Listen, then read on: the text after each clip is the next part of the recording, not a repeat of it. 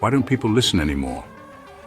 One of the most troubling features of contemporary discourse is the sense that people no longer listen to one another.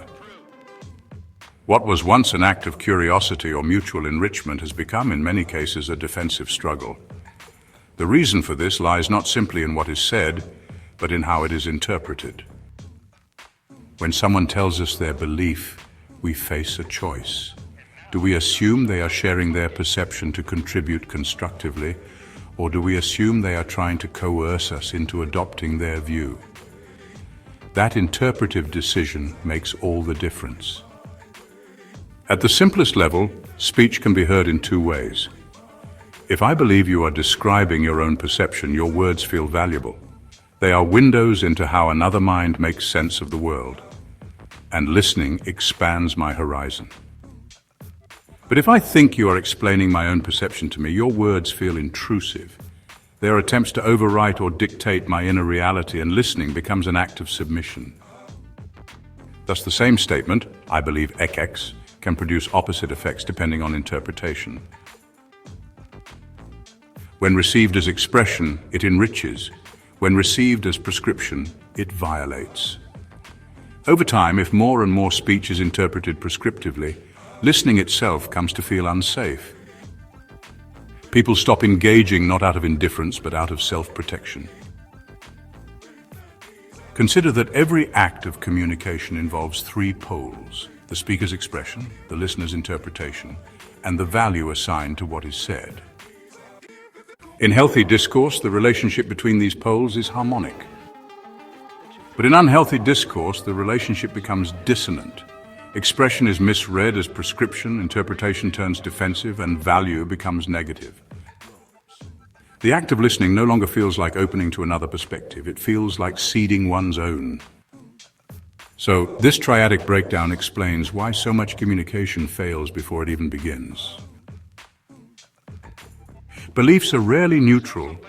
They're actually bound up with identity. When a listener interprets speech harmonically, the speaker's belief is accepted as an authentic part of who they are. But when interpreted dissonantly, the same speech feels like a threat to the listener's own identity.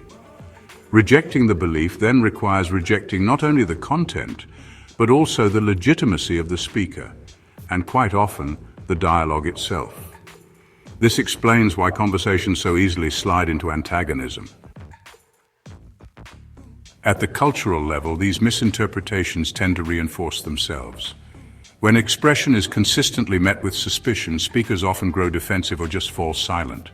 And when silence or defensiveness becomes the norm, listeners start to anticipate intrusion and in turn harden even further. The result is a cycle of polarization where everyone really expects coercion and therefore interprets speech through a hostile lens. Yet this dynamic is not inevitable.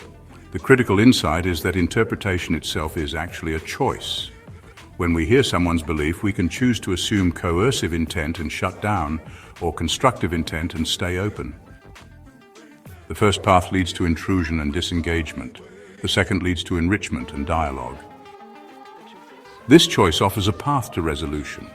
If we deliberately cultivate the habit of assuming constructive intent, we begin to repair the triadic relationship. Speakers can aid this process by framing their words clearly as self-locating. This is what I believe, not what I insist you must believe. Listeners can contribute by clarifying, are you sharing your perspective, or are you suggesting this applies to me? With these small gestures, suspicion gives way to curiosity and the harmonic loop reasserts itself. To say that people do not listen anymore is, at bottom, to say that people assume coercion rather than construction. They anticipate that hearing another's belief will mean surrendering their own. But if we can re-establish the cultural norm of interpretive generosity, defaulting to constructive intent, the act of listening can once again become safe.